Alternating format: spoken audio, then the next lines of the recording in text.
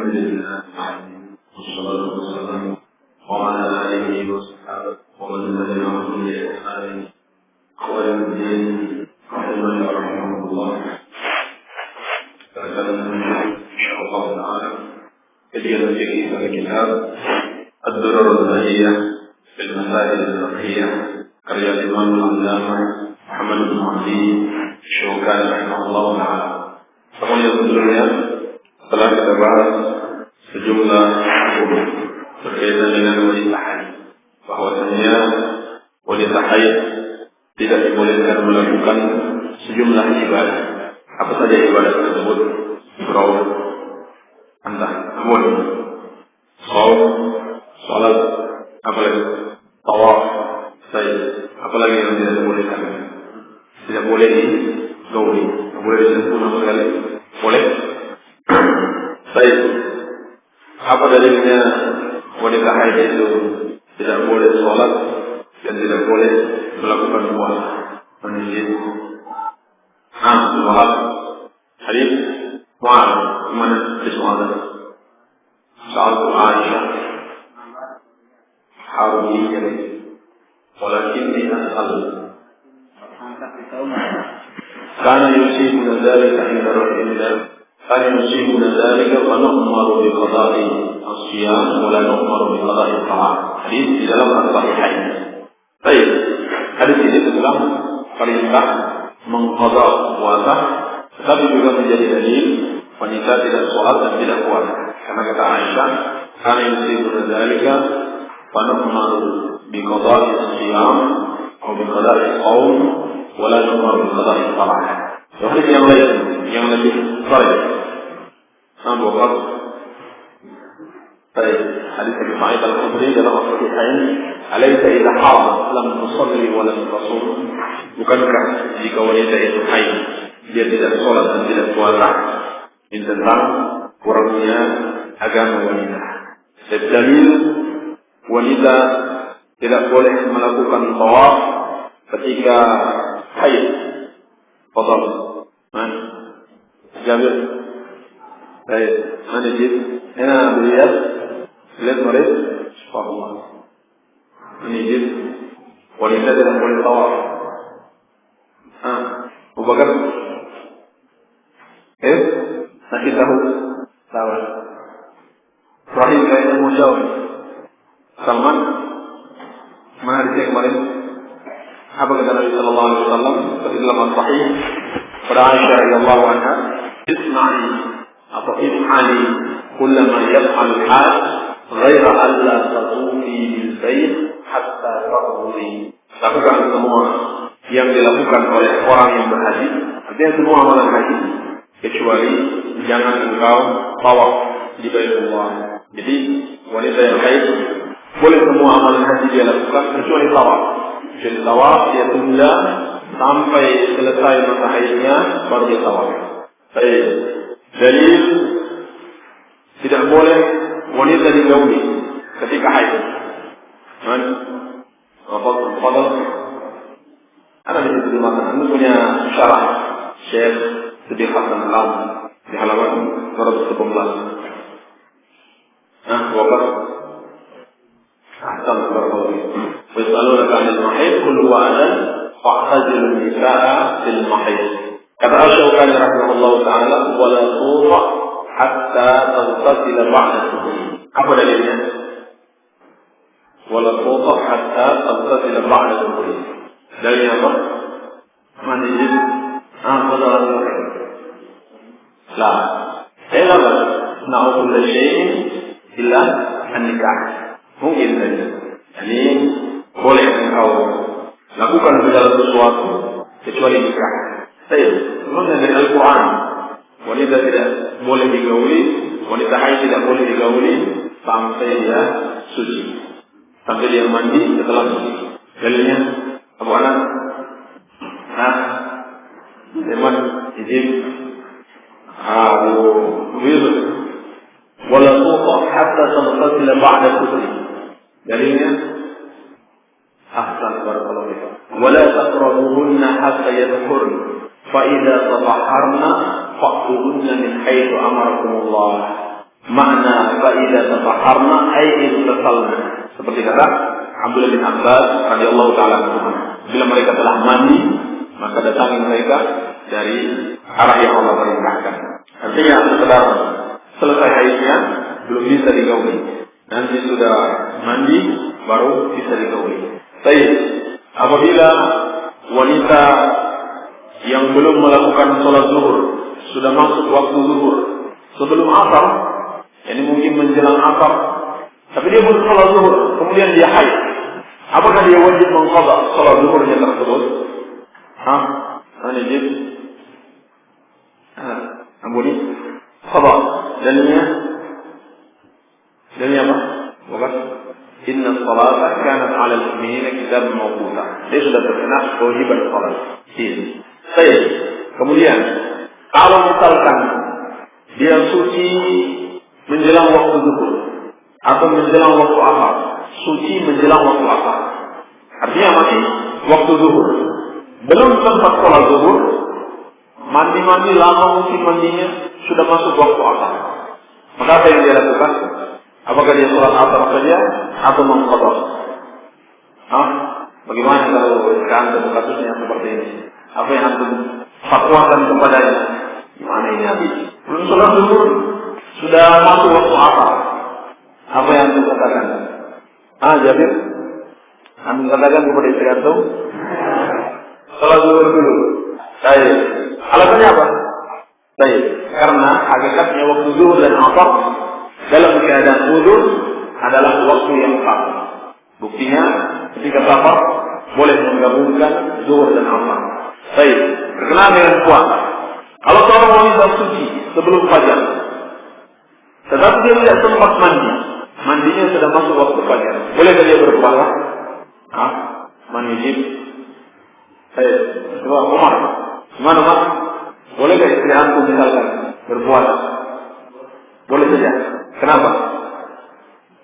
Karena dia sudah suci sebelum fajar. Kelas. Tentunya harus dia berniat. Sebaliknya, kalau dia suci setelah fajar, maka dia tidak boleh berpuasa sebab telah lewat waktu puasanya. Waktu puasa itu mulai dari fajar tersebut. Iya, dan dia harus mengqadha puasa tersebut. Baik. Kita lanjutkan insyaallah taala. Qala al-mu'allif rahimahullah taala. Fasl.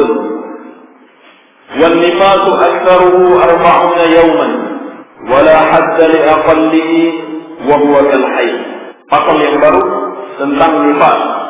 Kata beliau rahimahullah, wal nifasu aktharuhu 40 yawman. Nifas itu waktu paling lamanya atau maksimalnya adalah 40 hari. Wala hadda li aqallihi. Sedangkan waktu minimalnya tidak ada had, tidak ada batasan. Tidak ada batasan waktu minimalnya. Wa huwa kal haid. Dan nifas itu sama dengan haid. Yang sama dari segi hukum-hukumnya. Inilah pasal yang terakhir dari kitab Taharah, yaitu pembicaraan tentang nifas. Al-Imam Syafi'i rahimahullah taala mengatakan, "Wan nifasu aktsaruhu 40 yawman." Nifas itu paling banyaknya 40 hari, yakni waktu maksimalnya. Dan ini pendapat jumhur ulama. Berdasarkan hadis Ummu Salamah. Hadis Ummu Salamah, beliau berkata, "Kanat an-nufasa tajlisu ala ahdi Rasulillah sallallahu alaihi wasallam 40 yawman." Adalah wanita nifas duduk di masa Rasulullah sallallahu alaihi wasallam selama 40 hari. Ini duduk maksudnya tidak melakukan sholat, karena sholat itu kan dimulai dari berdiri. Baik. Jadi dia laksanakan hukum-hukum nifas selama 40 hari. Dan ini pendapat jumhur ulama. Tetapi hadis ini terdapat kelemahan. Ulama khilaf akan kesahihan hadis ini. Dan Syekh Al-Albani rahimahullah taala termasuk yang mensahihkan hadis ini. Meskipun hadis ini sahih sekalipun, kalau kita terima hadis ini sahih sekalipun, sebetulnya juga tidak sahih menentukan jumlah maksimal wanita nifas itu 40 hari. Kenapa? Karena ini cuma sekedar pengabaran sesuatu yang terjadi di zaman Rasulullah SAW, artinya kasus sifatnya, atau ala tafsir, la ala tahdid. Kebanyakan terjadi di zaman Rasulullah SAW, tapi bukan pembatasan, hanya 40 hari saja. Baik.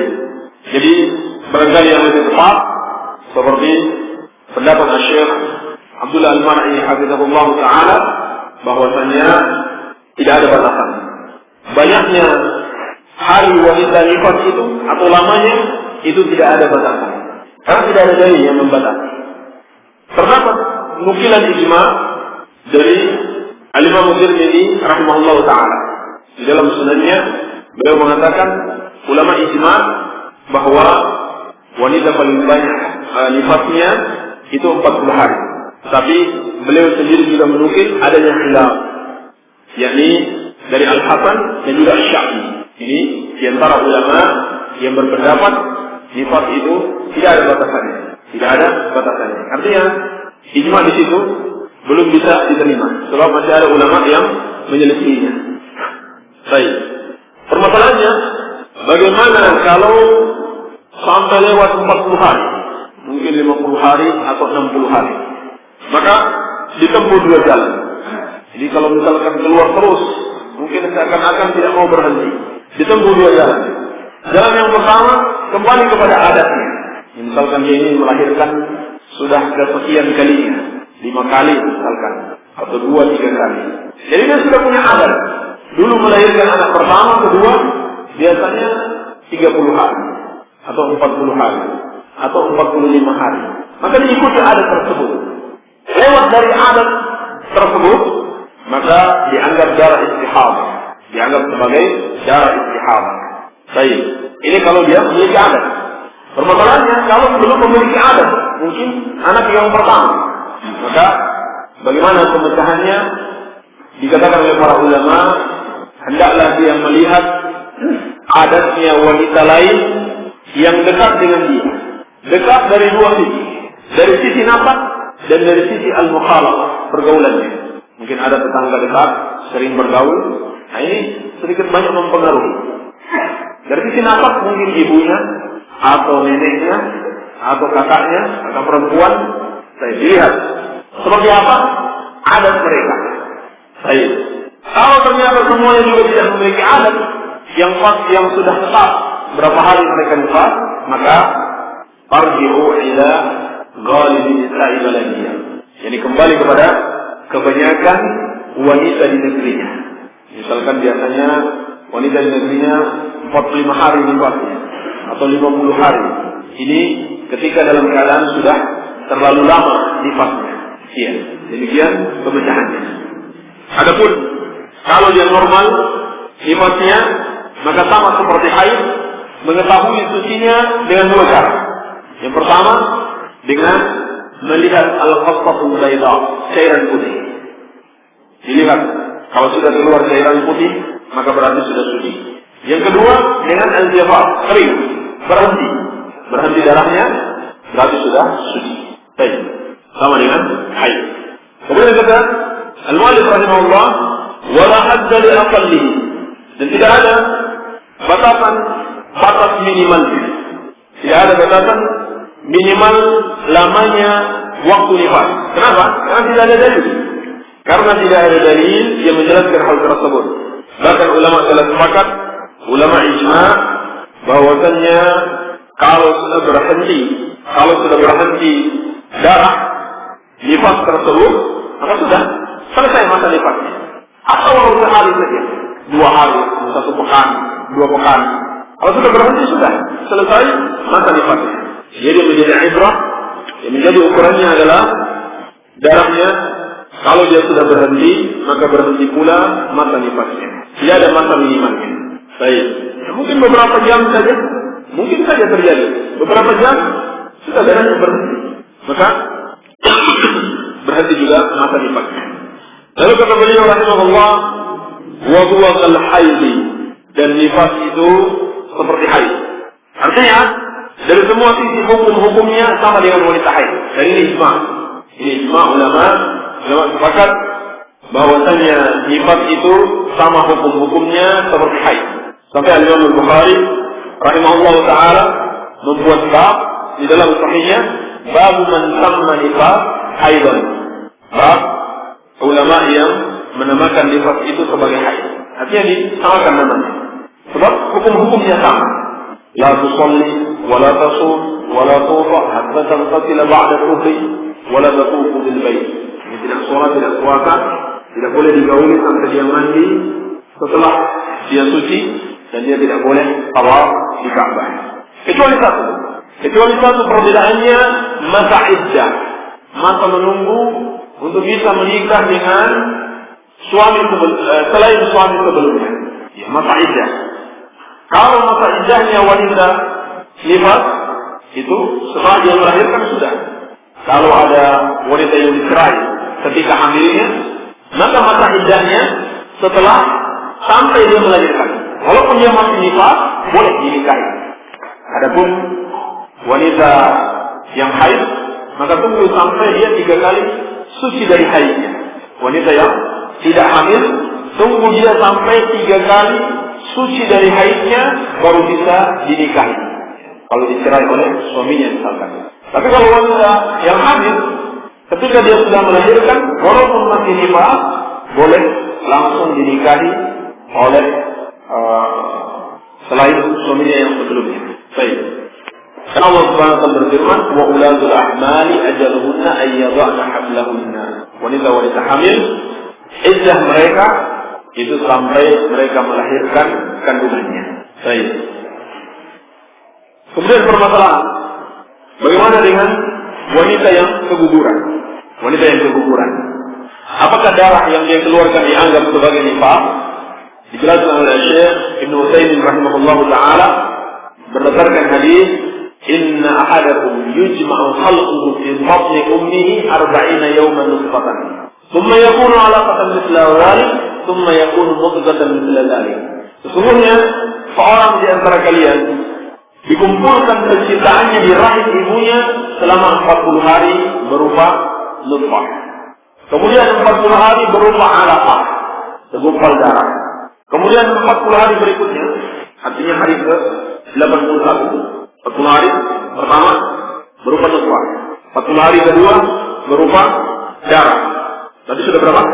80. Sekarang masuk hari ke-81 menjadi mudghah, segumpal daging. Nah, di sini berdasarkan hadis ini kata Syekh Ibnu Utsaimin rahimahullah, kalau dia sudah masuk hari ke-81, dia sudah mau membentuk atau sedang dalam pembentukan menjadi janin, menjadi daging, maka disitulah kalau wanita keguguran setelah masa itu, berarti darahnya dianggap sebagai darah nifas. Tetapi kalau dia keguguran sebelum masa itu, tidak dianggap sebagai darah nifas. Kenapa? Karena belum membentuk janinnya, belum membentuk segumpal janin. Baik, ini dijelaskan oleh Syekh Ibnu Utsaimin rahimahullah taala. Baik. Kemudian, bagaimana dengan wanita yang keluar air ketuban, belum melahirkan, tapi ketubannya sudah besar, sudah keluar cairan-cairan? Apakah itu sudah dianggap sebagai nifas atau tidak dianggap nifas? Maka yang sahih, kalau disertai dengan darah, meskipun sedikit, maka dianggap sebagai nifas. Dianggap sebagai nifas. Tapi kalau tidak disertai darah, cuma sekedar cairan ketuban yang besar, maka tidak dianggap nifas. Baik, karena nifas di dalam syariat adalah dam, ya, damun nifas, darah nifas tersebut. Baik, barangkali ini saja yang bisa kita jelaskan permasalahan yang berhubungan dengan nifas. Karena intinya nifas hukum-hukumnya sama dengan wanita haid, dan telah kita jelaskan sebelumnya hukum-hukum yang berkenaan dengan wanita haid. Semoga ada manfaatnya. Lebih dan kurangnya saya mohon maaf. Subhanakallahumma wa bihamdika, asyhadu an la ilaha illa anta, astaghfiruka wa atubu ilaik. Wa sallallahu ala nabiyyina Muhammadin wa alihi wa sallam. Wa akhiru da'wana alhamdulillahi rabbil alamin. Demikian tadi apa yang telah beliau sampaikan, dan kita akan meski sesi tanya jawab. Sebelumnya kami ingatkan kembali, bagi Anda yang memiliki pertanyaan, Anda kirimkan yang tersebut ke nomor 085353 0203 04 0853 53 02 03 04. Dan langsung saja kita serahkan kepada beliau jawaban-jawaban yang akan beliau sampaikan. Alhamdulillah, salatu wassalamu ala Rasulillah. Ya Ustaz, begitu banyak yang ana minta kepada Allah dengan berdoa. Dan alhamdulillah, begitu banyak pula doa yang terkabulkan. Apakah ini nikmat ataukah ujian? Bagaimana seharusnya yang dilakukan? Musibah ataupun nikmat, dua-duanya adalah ujian bagi manusia. Ujian, apakah dia bersyukur dengan nikmat Allah Subhanahu wa taala dan bersabar dengan musibah yang Allah timpakan kepadanya. Seperti dalam Al-Qur'an, "Wa nabluukum bisyarri wal khairi fitnatan wa ilaina turja'un." Dalam surat Al-Anbiya, kata Allah Subhanahu wa taala, "Kami menguji kalian dengan keburukan dan kebaikan, yakni dengan musibah dan dengan nikmat sebagai ujian bagi kalian, dan hanya kepada kamilah kalian akan dikembalikan." Bagaimana cara menyikapinya? Dengan bersyukur. Bersyukur dengan lisan, dengan memuji Allah Subhanahu wa taala dan meyakini nikmat itu datangnya dari Allah dan menjalankan kewajiban yang Allah berikan pada nikmat tersebut. Seperti kalau kita dianugerahkan nikmat seorang anak, maka kita laksanakan kewajiban untuk mendidiknya. Kalau kita dianugerahkan nikmat harta, kita laksanakan kewajiban untuk berzakat dan seterusnya. Jadi nikmat yang kita dapatkan juga termasuk ujian, apakah kita bisa bersyukur atau tidak. Jadi yang harus kita lakukan adalah dengan bersyukur. Boleh sama makan laron? Laronnya apa? Serangga ya? Laron termasuk serangga. Nabi SAW bersabda, "Wahillat lana al-maytatani wad-damani, fa amma al-maytatani al-hud wal-jarab, wa amma ad-damani al-khabid wal-tihal." Kata Nabi SAW, dihalalkan kepada kita dua bangkai dan dua darah. Dua bangkai dan dua darah. Adapun dua bangkai, yaitu bangkai ikan dan serangga atau belalang, itu jenisnya. Sedangkan dua darah itu hati dan limpah. Ini tidak mengapa insyaallah taala. Dengan hamba Allah, kalau sesudah wiridan membaca ya Rahman, ya Rahim, ya Ghafur, ya Razzaq, mohon penjelasannya. Kalau yang dia maksudkan dia mau berdoa, ya Rahman, irhamni. Ya Rahman ini kan memanggil. Ya Rahman, wahai zat yang maha Rahman, yang Rahim, yang Ghafur, ya Razzaq. Kalau maksudnya mau berdoa, maka ini bagus. Termasuk tawassul dengan nama-nama Allah Subhanahu wa taala. Adapun zikir ya Rahman, ya Rahim, ya Ghafur itu saja yang diucapkan, ini tidak ada dalilnya. Kita tidak tahu kalau ada dalilnya seperti ini. Baik. Tapi ini digunakan untuk berdoa. Kenapa orang salafi kalau diucapkan salam mereka tidak mau menjawab? Ini penilaian yang subjektif. Jangan karena perbuatan sebagian orang lalu kita menyamaratakan semuanya. Kalau mau menyamaratakan semuanya, semua orang muslim kena. Sebab dia orang muslim juga. Kalau begitu semua orang muslim tidak mau menjawab salam. Demikian pula pelaku-pelaku terorisme. Mereka itu muslim.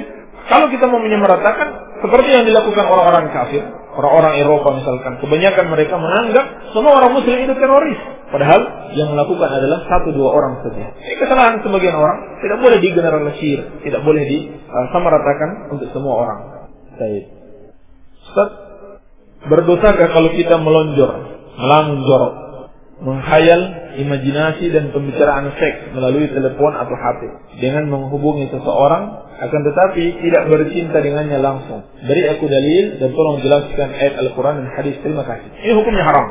Hukumnya haram seorang berkhayal melakukan perzinahan, apalagi sampai membicarakannya melalui HP, seperti dalam ini perzinahan, seperti dalam sudah ada program seperti ini, menelpon pada nomor tertentu dengan biaya yang mereka patok sehingga mereka mendapatkan keuntungan dari itu. Ini termasuk perzinahan, Zina hati namanya. Kalau dengan lisan, zina lisan. Seperti dalam hadis Bukhari dari Abu Hurairah radhiyallahu anhu, Nabi sallallahu alaihi wasallam bersabda, "Inna Allah kataba 'ala ibni Adam haddahu min az-zina, adraka dzalika la mahalata." Sesungguhnya Allah telah menuliskan atas anak Adam itu bagiannya dari zina. Mesti dia mendapati bagian tersebut. Wa zina al-ainani an-nazar. Zina dua mata adalah memandang. Wa zina al-lisan an-nutq. Dan zinanya lisan adalah dengan membicarakan. Wan nafsu tamanna wa tashtahi. Dan jiwa atau hati berkeinginan dan berangan-angan. Wal farju yusaddiqu dzalika aw yukazzibu. Dan puncaknya adalah dengan kemaluan. Apakah dia melakukannya atau tidak? Jadi termasuk zina. Dan di sini zina dalam dua bentuk, dengan lisan melalui telepon atau HP dan juga dengan hati. Demikian pula perbuatan itu mengantarkan pada zina kemaluan. Ini jelas. perbuatan tersebut bisa mengantarkan pada zina kemaluan. Dan Nabi sallallahu alaihi wasallam atau Allah Subhanahu wa taala berfirman, "Wala taqrabuz zina, innahu kana fahishatan wa sa'a sabila." Janganlah kalian mendekati zina, karena sesungguhnya zina itu adalah perbuatan yang keji dan seburuk-buruknya jalan. Jadi, seluruh yang mengantarkan kepada zina diharamkan dalam Islam, maka tidak boleh dilakukan. Baik. Kenapa? Kalau meragukan kekafiran orang-orang yang menyekutukan Allah, maka dia kafir. Sebab keimanan itu harus yakin. Kita harus yakin dengan kalimat la ilaha illallah, yakin dengan Al-Quran wa Sunnah. Kalimat la ilaha illallah mengharuskan kita menyatakan salah semua sesembahan selain Allah Subhanahu wa ta'ala, dan para penyembahnya itu kafir. Ini makna kalimat la ilaha, tidak ada sesembahan. Jadi maksudnya tidak ada sesembahan yang berhak.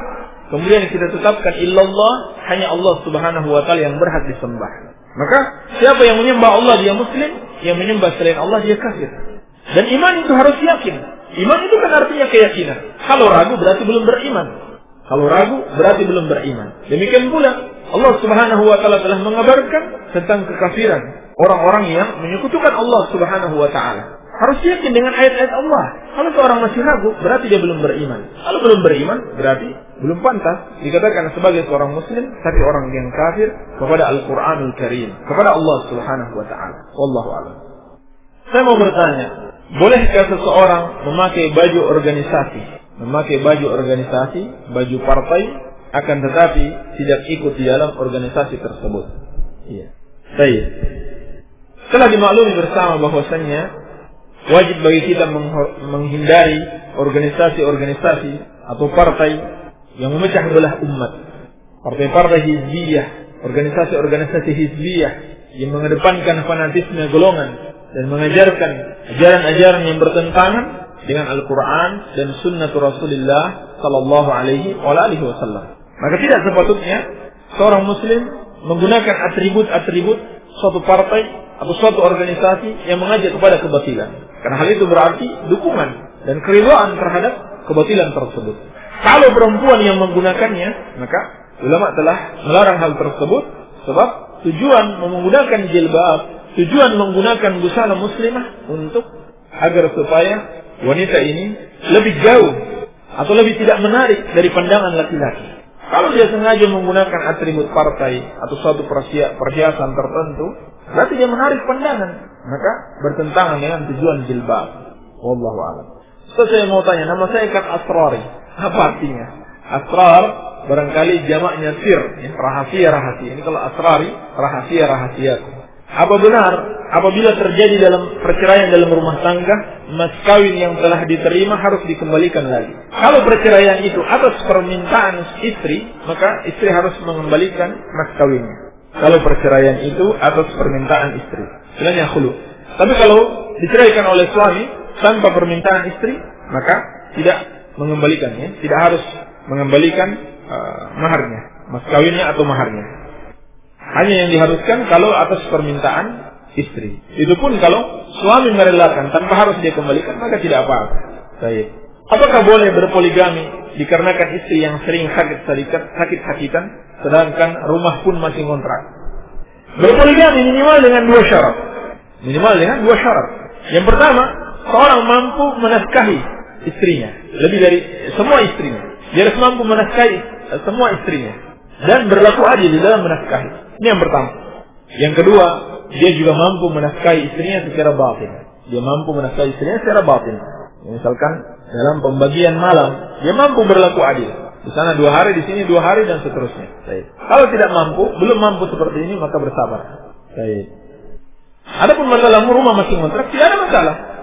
Kalau bisa mengontrakkan 2 rumah atau 3 rumah sampai 4 rumah untuk masing-masing istri, tidak ada masalah. Tidak harus memiliki rumah sendiri dulu. Tidak ada masalah walaupun rumah masih kontrak, yang penting mampu mengontrakkan untuk 2 istri. Baik. Membaca Bismillahirrahmanirrahim 180 kali atau 200 kali setelah sholat fardu subuh, apa manfaat dan faedahnya? Mohon dijawab. Tidak ada manfaat dan faedahnya, sebab hal itu termasuk kebid'ahan, tidak ada petunjuknya dari Rasulullah Sallallahu Alaihi Wasallam. Kebid'ahan dari sisi yang pertama, tidak ada dalil Nabi SAW melafazkan Bismillahirrahmanirrahim setelah salat fardu, baik subuh maupun yang lainnya, dan juga menetapkan jumlah sendiri, menetapkan jumlah 180 kali atau 200 kali, itu tidak ada dalilnya. Hanya Allah dan Rasulnya yang berhak menetapkan suatu jumlah tertentu di dalam berzikir. Adapun kita berzikir sebanyak-banyaknya semampu kita. Kalau zikir itu tidak ditetapkan jumlahnya. Kalau sudah ditetapkan jumlahnya, seperti subhanallah 33 kali, alhamdulillah, Allahu akbar setelah habis salat, maka tidak boleh kita tambah. Tapi kalau tidak ditetapkan jumlahnya, zikir yang umum, kita zikir sebanyak-banyaknya semampunya tanpa menetapkan jumlah tertentu. Sebab kalau kita menetapkan jumlah tertentu, berarti kita membuat syariat di dalam agama, maka termasuk kebid'ahan. Pak Ustaz, saya Bambang dari Cipali. Untuk bisa bahagia kita harus gimana Pak Ustaz? Dengan iman dan amal saleh. Yang dimaksud dengan amal saleh adalah amalan yang dilakukan ikhlas dan mengikuti petunjuk Rasulullah SAW.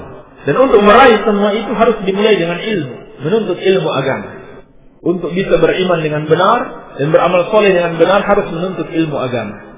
Dan Allah Subhanahu wa taala telah menjanjikan siapa yang beriman dan beramal saleh akan diberikan kehidupan yang bahagia, kehidupan yang baik, bukan saja di dunia, tapi yang lebih terpenting di akhirat kelak.